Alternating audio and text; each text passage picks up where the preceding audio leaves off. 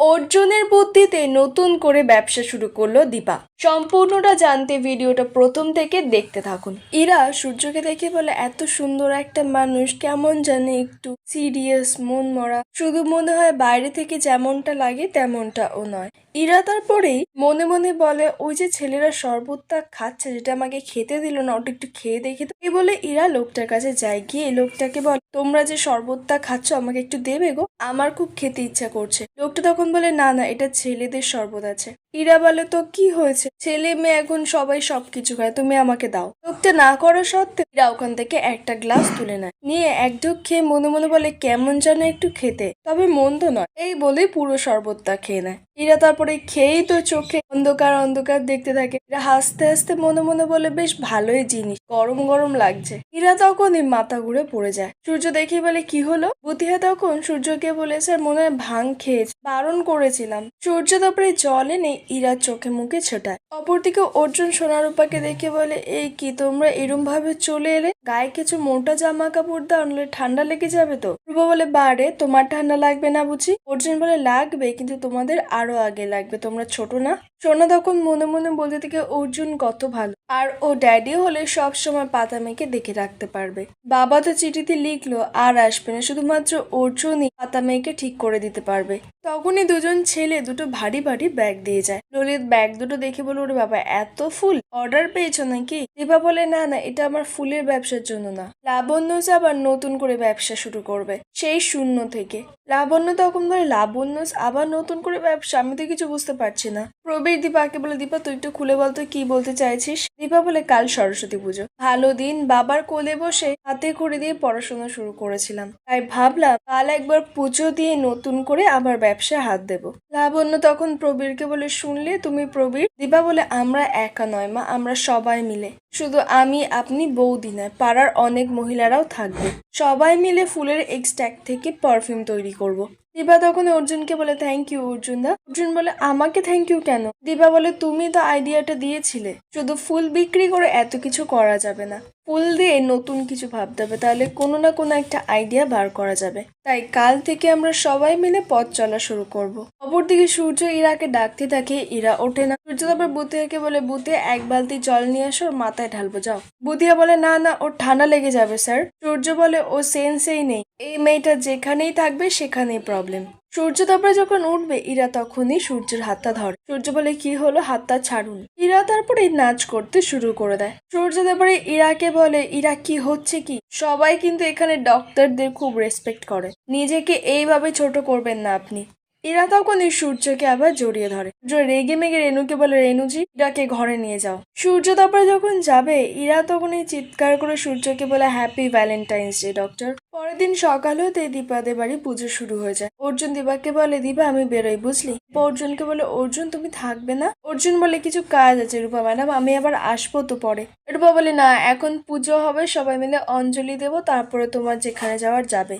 সোনা বলে, হ্যাঁ, কোথাও যাওয়া হবে না তোমার, এখন বসো। দীপা তখন দেখতে পায় লাবণ্য একটু অন্যমনস্ক হয়ে গেছে। বা লাবণ্যকে বলে, মা কি ভাবছেন? লাবণ্য বলে, আগের বছরের সরস্বতী পুজোর কথা ভাবছি, আমাদের মনে হয় সব থেকে মনে রাখার মতো পুজো ছিল। প্রবীর তারপরে দীপাকে বলে, দীপা এবার পুজো শুরু কর। এদিকে রূপা অর্জুনের কানে কানে বলে, তুমি মাকে বলবে?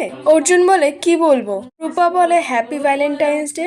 অর্জুন বলে, কি? সোনা বলে, কি আবার, রূপা যেটা বল সেটাই তুমি মাকে বলবে। অর্জুন বলে, আচ্ছা, এতদিন রূপা ম্যাডাম বলতেন, আর এখন সোনা ম্যাডাম আপনিও শুরু করেছেন, হ্যাঁ? দীপা তখন সোনা রূপাকে বলে, আচ্ছা, এত ছটপট করলে, এত কথা বললে পুজো করব কি করে? রূপা তখন বলে, অর্জুনের মন নেই, যার জন্য ছটপট করছিল, তাই বললাম। দীপার তারপরে এই পুজো কমপ্লিট করে ঠাকুরকে মনে মনে বলে, আমি যেন সবার মুখে হাসি ফোটাতে পারি মা, এই অন্ধকার সরে যাক, শেষ হোক। তারপরেই দীপা পুজো শেষ করে কাজে লেগে পড়ে। দীপা মহিলাগুলোকে বলতে থাকে, এই জলটা ফুটলে তারপরেই পাপড়িগুলো ভালো করে ধুয়ে এই জলটার মধ্যে দিতে হবে, বেশি করে ফোটাতে হবে, যাতে বেশি করে বাষ্প তৈরি হয়, বুঝেছো?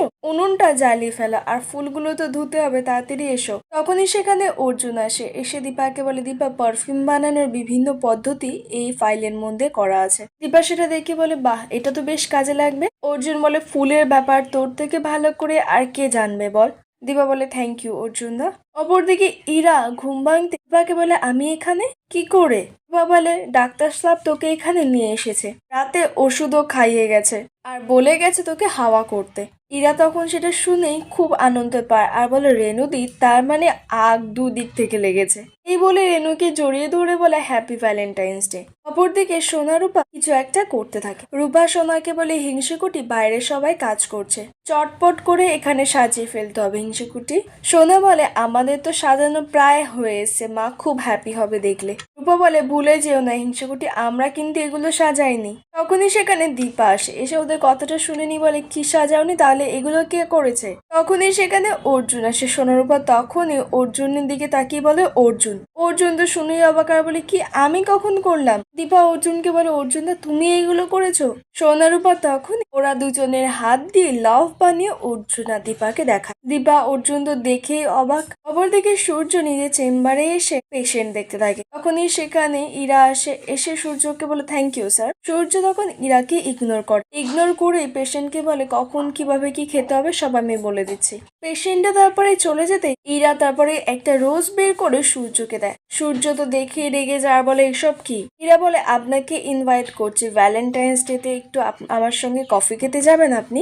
সূর্য তখনই রেগে উঠে ফুলটাকে ছুঁড়ে ফেলে দেয় আর বলে না, কফি আর মেয়েদের মিষ্টি কথা আমার দুটোতেই অ্যালার্জি আছে। অপরদিকে অর্জুন কি বলবে নিজেই বুঝতে পারেন। অর্জুন বলে আমি মানে? দীপা তখন বলে আমিও না, কিচ্ছু বুঝতে পারছি না এসবের মানে কি অর্জুন দা। রূপা তখন দীপাকে বলে তুমি ভুলে গেছো মা? দীপা বলে আমি কি ভুলে গেছি? রূপা বলে আজকে তো ভ্যালেন্টাইন্স ডে। দীপা তখনই মনে মনে সূর্যের সঙ্গে কাটানো মুহূর্তের কথা ভাবতে থাকে। সোনা তখনই হাসতে হাসতে বলে আজকে ভালোবাসার দিন, হ্যাপি হওয়ার দিন। দীপা তখনই খুব রেগে যায় আর চিৎকার করে বলতে থাকে ভালো লাগে না আমার এইসব, আমি এইসব নিয়ে আর কোনো রকমের কোনো কথা শুনতে চাই না। রূপা তখনই ভয় ভয় দীপাকে বলে মা তুমি রেগে গেলে কেন? দীপা বলে তোদের কত বয়স রে, এত কিছু মাথায় আসে কি করে? ছোটর মতো থাকবি তোরা। অপরদিকে অর্জুন দীপার পিছন থেকে সোনা রূপাকে ইশারা করে বলে তোরা এখান থেকে বেরিয়ে যা আস্তে আস্তে। সোনা সেটা দেখেই রূপাকে নিয়ে আস্তে আস্তে করে ওখান থেকে বেরিয়ে যায়। অর্জুন তারপরে দীপাকে বলে তুই এত রেগে গেলি কেন? সাজানো ফুল টুল দেখে এত রাগ?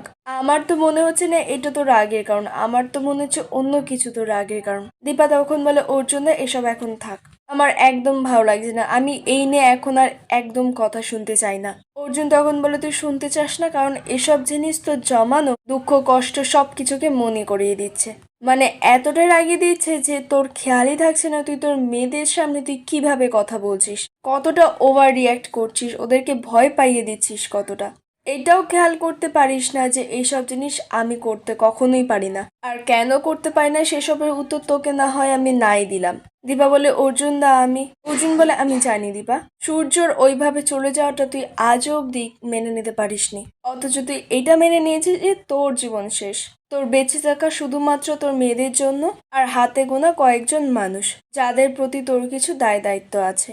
দীপা কাঁদতে কাঁদতে বলে থাক না এখন এসব কথা। অর্জুন তখন রেগে বলে কেন থাকবে, তুই এতক্ষণ অনেক কিছু কথা বলেছিস, এবার আমি একটু বলি তুই এবার শোন।